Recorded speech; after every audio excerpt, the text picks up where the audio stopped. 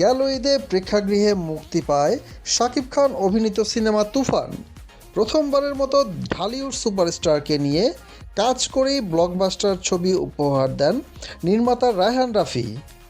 এরই মধ্যে 2 সেপ্টেম্বর সামাজিক মাধ্যমে রাফি জানিয়েছেন, আগামী কোরবানির ঈদে তুফানের সঙ্গে দেখা হচ্ছে।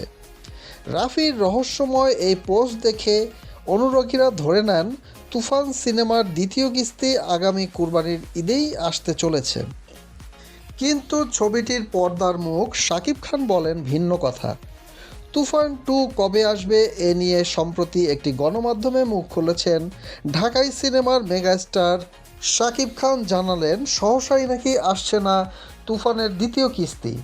2025 সালেও ছবিটি আসার কোনো সম্ভাবনা নেই। তুফান 2 হতে আরও দেরি। এর জন্য প্রয়োজন লম্বা প্রস্তুতির। কয়েকটি দেশে গিয়ে নাকি শুটিং করতে হবে এই সিনেমাটির, এমনটি জানিয়েছেন শাকিব খান। তিনি আরও বললেন, প্রযোজকদের সাথে সেভাবেই আমার আলাপ হয়েছে। এর আগে ভাববার কোনো সুযোগ নেই। পরিচালক ও নায়কের কথার গরমিল উদ্বেগ তৈরি করেছে সিনেমাপ্রেমী দর্শকদের মাঝে। বিষয়টিকে ভুল বোঝাবুঝি উল্লেখ করে গণমাধ্যমে রাফি বলেন, এখানে একটি ভুল বোঝাবুঝি হচ্ছে।